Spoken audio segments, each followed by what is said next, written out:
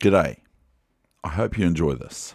This is the daily puzzle that I haven't worked out yet, but I have in my head, and I hope you can too. So I hope you can work this puzzle out today. So this is featured on Lichess's puzzle for the day. So let's have a look at it. Black has just played Rook D8. Sorry, I'm trying the wrong screen. So I'll go to the screen and I won't be able to pause. So Rook D8 takes or plays, takes D4. I thought it would be. So white is in a little bit of trouble here. So I hope you can work it out. And I'm going to be quiet for a few moments only. So I'm going to be quiet for a few moments, and I hope you can work it out. White to play and continue here. Is there anything here for white? Against a slightly higher opponent for this player. It's 1854 is white and 1887 is black, from a 3 and 2 blitz chess game on lichess.org. But of course,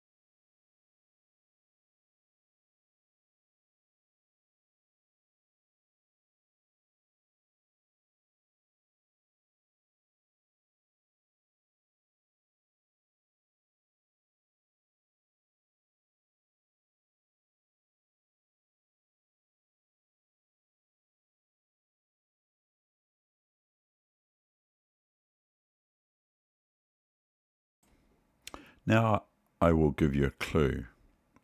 If there's no rook here, okay, so oopsie, that's the thing, I haven't locked it. Sorry, I haven't locked the screen. So I'll just bring it down a wee bit, and that will mark everything up. I'm doing this almost live because that's the thing is happening. That's how I'm doing this session. But anyway, that's all part of housekeeping. So if this rook here, okay, if this rook, I'm still using the wrong screen, aren't I? Still using the wrong screen, I think. So if this rook wasn't here, this rook, okay, then we would have checkmate in some moves. It would be checkmate in 2 moves from here. 3 actually, because we've got rook check, bishop takes rook, rook takes bishop check, rook d8, checkmate. So that's the clue, and I will try to, I'm using what is called window capture. No, not window capture, it's screen capture, which was quite confusing for me, all this sort of stuff. And by the way, if I talk to you at the same time as looking at this position, trying to work it out, it's very good for you. You might not like it, but it's very good for you. So can you find the continuation?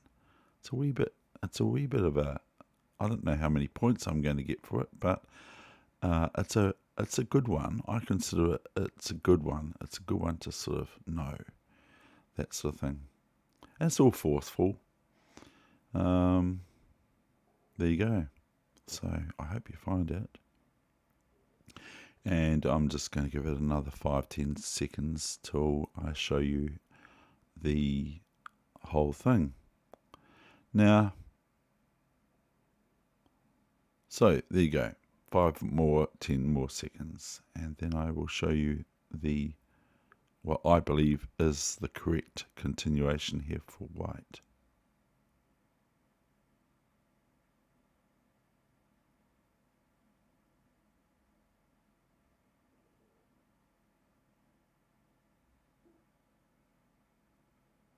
So here goes. Let's jump in. Okay, I'm going to jump in right now, and I hope you saw this move. Is Queen F7. Oh no, my queen. Oh no, my queen. Rook A8 check. Bishop H A8. Oh no, my rook. Now I'm going to lose. It's all over now, baby blue. Okay, but no, it's not. Rook A8, and really, this is probably the best length of time that the computer can play Rook D8, hoping for Bishop E6, of course. So that was quite a good move by Black, because Black's actually thinking maybe White will play a pre-move of Bishop E6, which gives a clue to the finale move. Look at this, Rook F8. And now Rook F8, no, Bishop E6 check. And now we have normality, but it's checkmate. And what did I get for that? 1 point. Oh, goodness.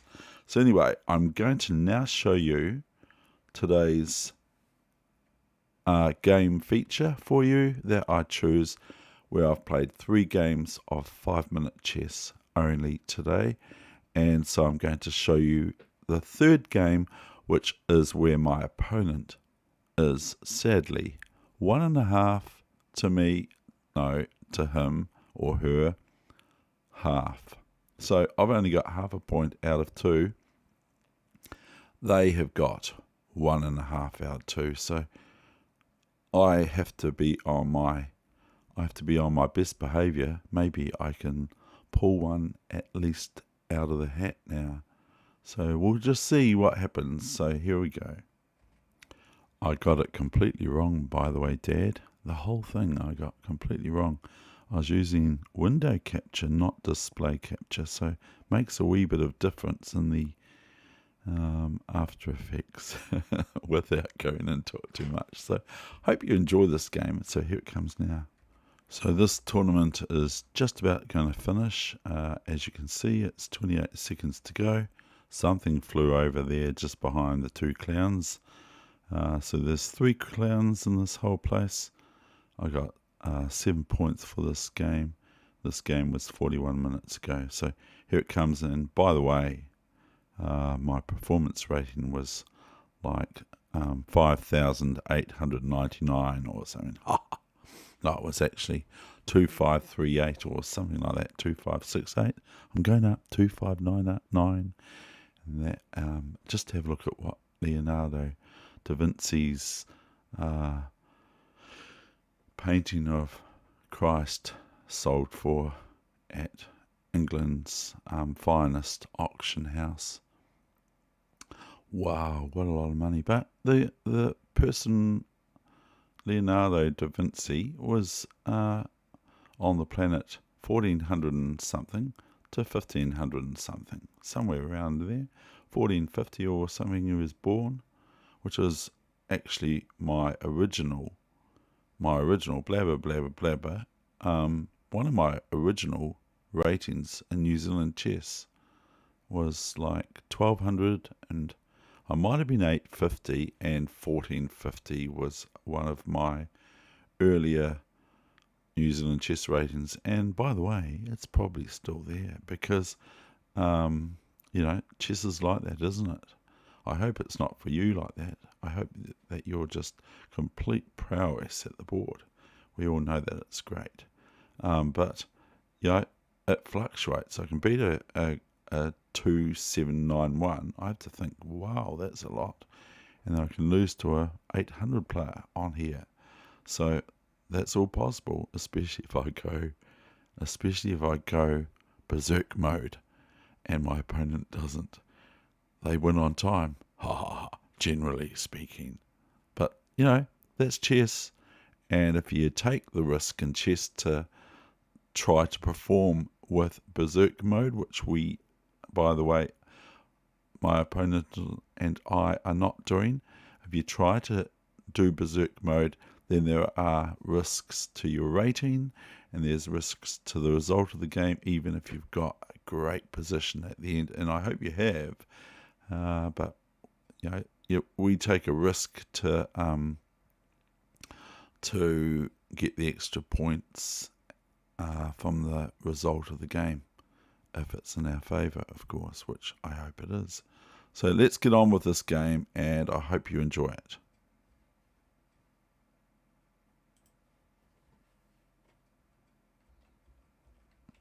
So as you can see, I think that the score is now 1.5.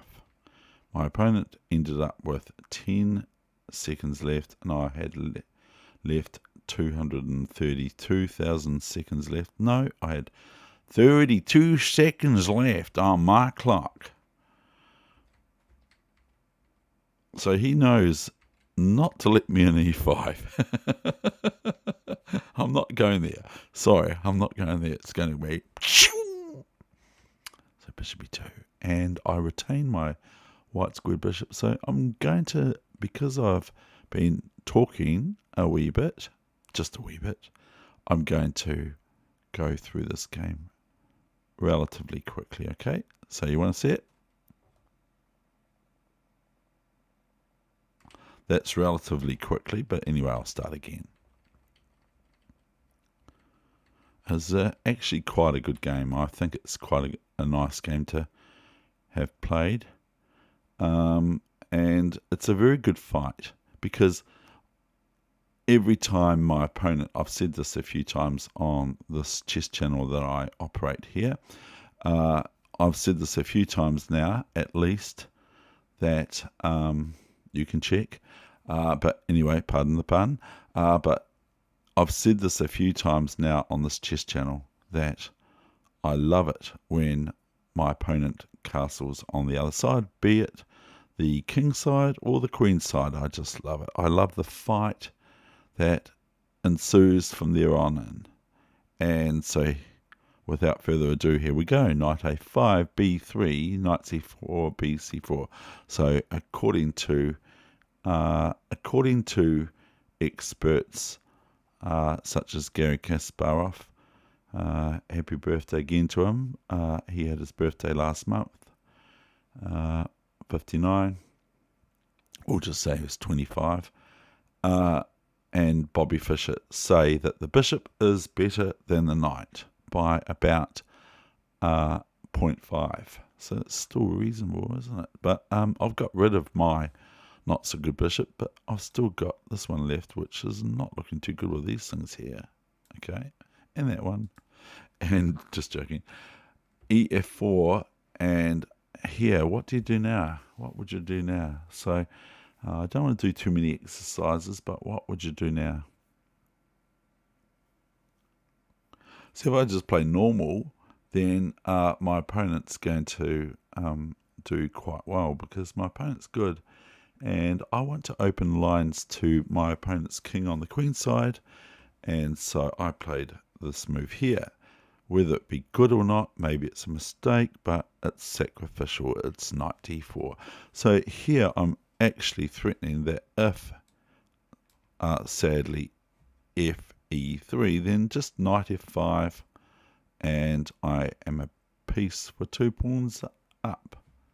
This time without the half a point being taken into consideration because I've just got the bishop. So I wasn't really looking at bishop b1, but I don't mind bishop b1 because then I've got a rook, okay, on b1 staring down at that pawn there. And the rest is, I don't know what happens. And also if f e3, then bishop e3, and I've got this also staring and perving away at black's king on c8 at this stage. So moving on from this 3-minute game is bishop e4. So my opponent is sort of seeing what I'm up to possibly, which is a bit of a sad thing because it's pretty obvious. But I'm just not going to play the normal sorts of moves, but here comes one, ef4. So I think that f5, I don't know about f5 for black because only I'm allowed to play f5. I think that black should now play bishop c5, but who am I to say I'm 1.5 half against this opponent, which is not my 1.5, of course. I've said that a few times, but It does hurt. F5. How dare they play F5 against me? C, my opponent knows me very well. So I played bishop E3, trying to develop, and as previously mentioned, I'm staring down at this pawn. Now, indirectly or X-rayly, and X-ray, I mean. And knight C3 is probably going to come about, and I want to complete my my development completely, not just partially. And I want to, if bishop c5, by the way, if bishop c5, what wee tactic is there for white? Okay, so if bishop c5, what small little tactic is there for white? Is knight f5. And there, the bishop is looking at the bishop on c5, see?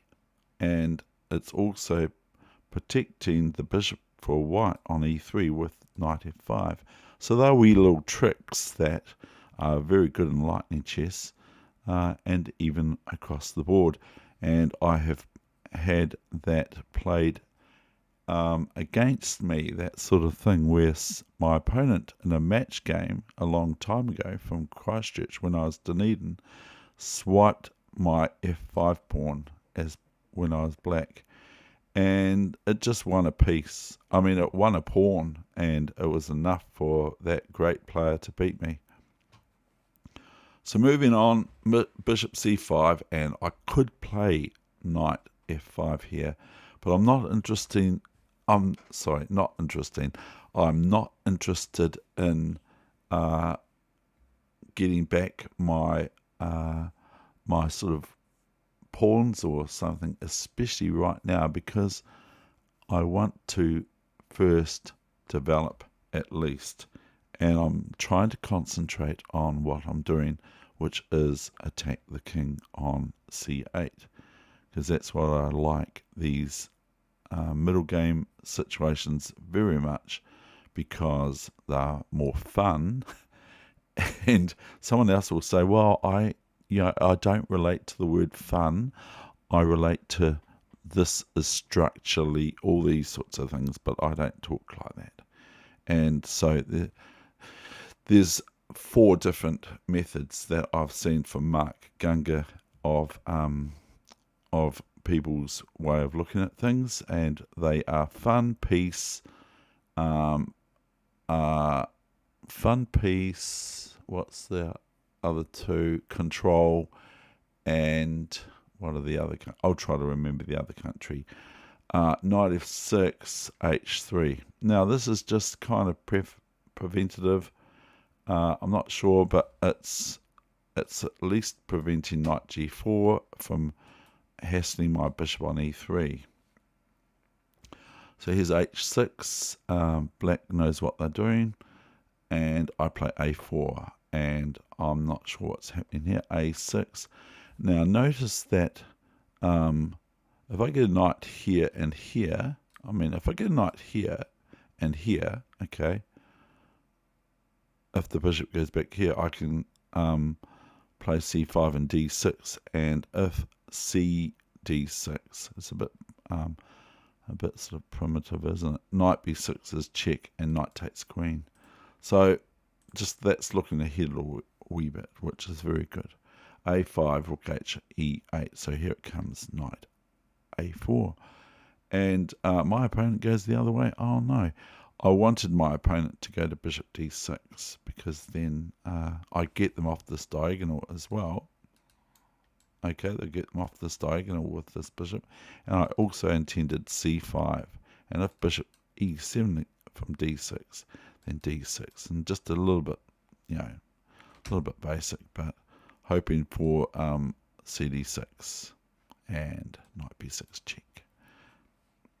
Primitive, isn't it? So here, though, is my opponent's position. I could just throw it all away right now, whatever I've got here. I don't say I've got something. If I play knight e6 now, because then bishop e3 is pretty primo for black, I think, maybe. Bishop f2. So now I can actually move my knight to e6, whether I do or not. g5, look at this fiery game. g5 and c5.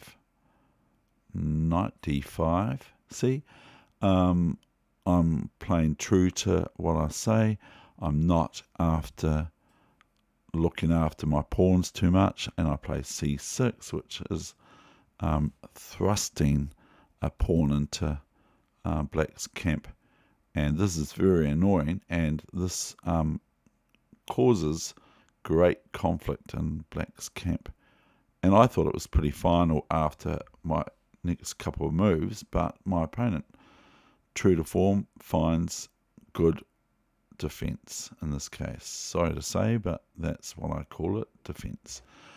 bc6, queen e2, just basic stuff like threatening to take on a6 and then play rook b1, either or a or fb1.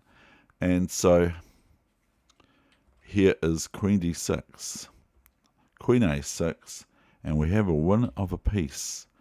But hang on, what about my queen? My queen doesn't look very good there, does it? So rook a8, rook da8, and knight c5. No, queen c5. And here is offering a queen swap, and my opponent plays knight f4, and I play knight f5. A little bit tangy, because after queen c5, I play knight c5, and then I can play knight e4 if I so wish, or something. So bishop f5 is played, and I, of course, just capture back. My opponent plays king d8, and here I played rook fd1, thinking final, I've won his queen, he'll resign. No, I didn't see it.